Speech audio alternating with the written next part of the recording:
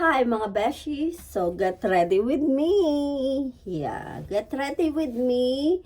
Kagigising ko lang. So ang gagawin ko today is magpe-prepare kasi pupunta ako sa client ko. So ang trabaho ko ay panggabi. Not panggabi, it's evening. Evening shift. So yon, as I can say na nabanggit ko sa inyo na meron akong mga part-time o extra job or extra cleaning na ginagawa. So, yeah, 10 in the morning now. So, magpe-prepare lang ako, magko-copy lang ako. Tapos, 11 is aalis na ako kasi pupunta ako dun sa client ko. Meron lang ako isang client ngayon na lilinisan ko. Yon, maglilinis ako 3 hours sa kanya. After nun, uuwi ako sa bahay and then diretso pasok na. Ganon. Ganon ang araw-araw na nangyayari sa akin. Mapanggabi o mapang umaga man yung trabaho ko, meron akong mga 3 hours. Usually, mas gusto ko yung schedule ko pagka evening shift ako sa trabaho. Kasi, minsan meron akong 2 tao or 6 hours na client or 2 tao na nililinisan ng bahay. Yun, malaking bagay, malaking tulong. Tapos yun, kung hindi nyo na itatanong, ang duty ko sa trabaho is umaabot ng 8 hours or 9 hours. Yun. Yun. Ganun yun araw-araw. Pero pagdating ng Saturday, Sunday, pahinga naman kahit papano si Beshi. So yun, get ready with me. Maghihilamos lang ako mga Beshi. So, ang gagawin ko for today is tali ko lang ang aking buhok. So, yun. Medyo makulimlim ang weather today. Yeah, pabago-bago talaga ang weather ngayon taong to is very crazy weather. Minsan uulan, minsan biglang mainit. So, yun mga beshi. Maghihilamos lang ako. Magamit ako ng Kojic.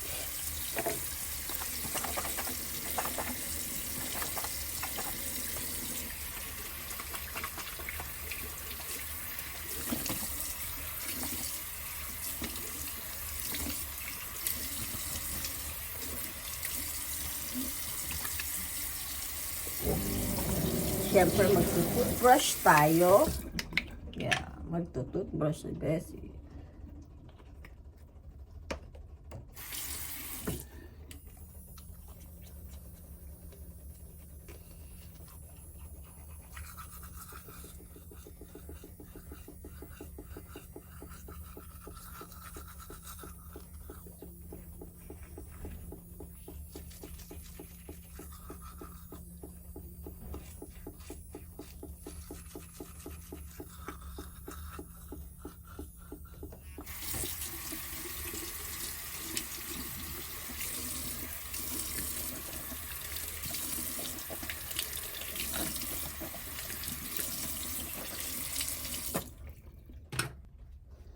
Then,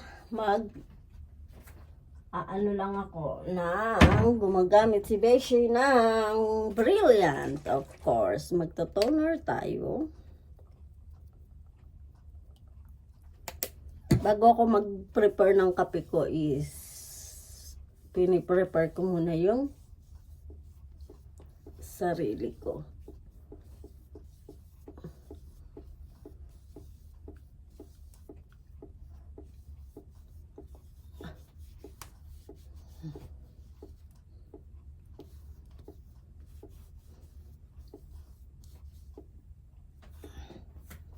And then, meron akong ginagamit na cream, which is collagen cream. Hindi ito yung lalagyanan ng mga beshi.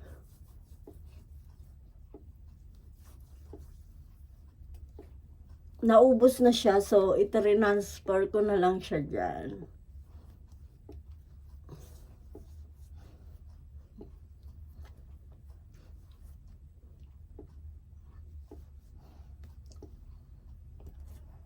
And then, after this, meron akong ginagamit na cream.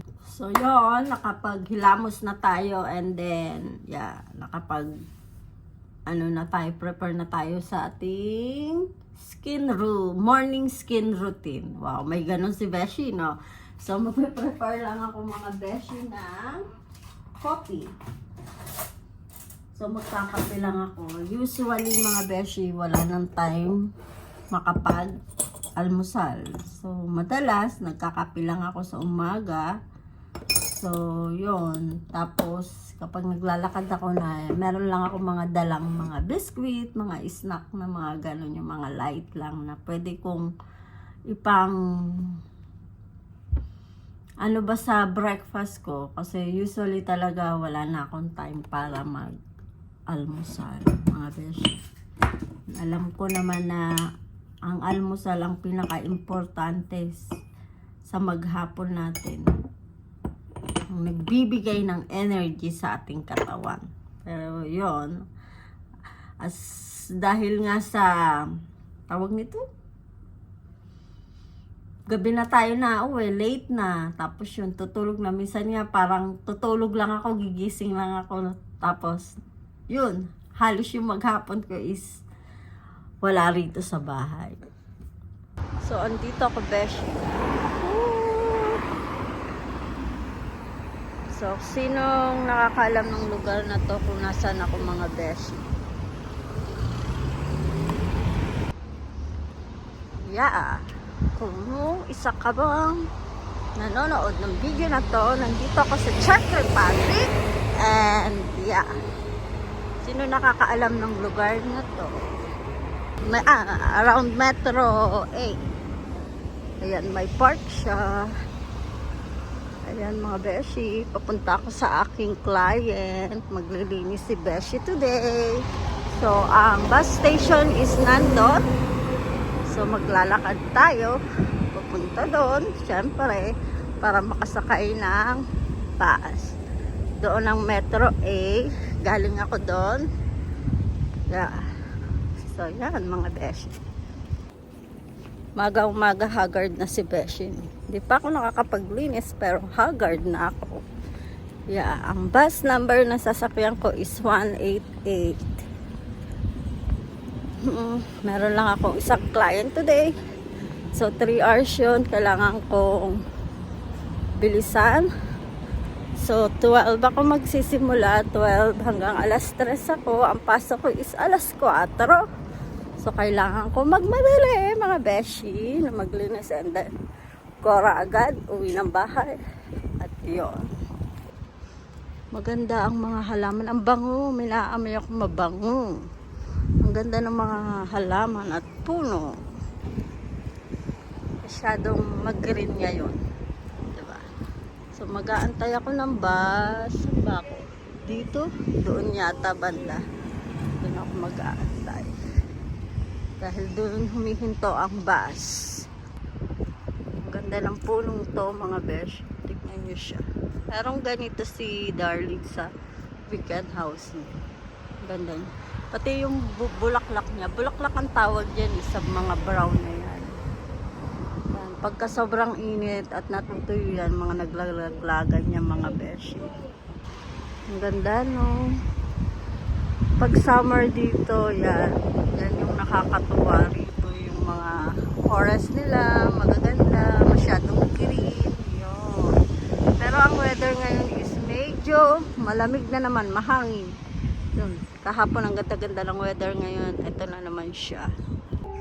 Nandito na ako, guys, sa tapat ng pinto ng aking lilinisan. So, yeah, naantay ko lang siya, pababa na siya.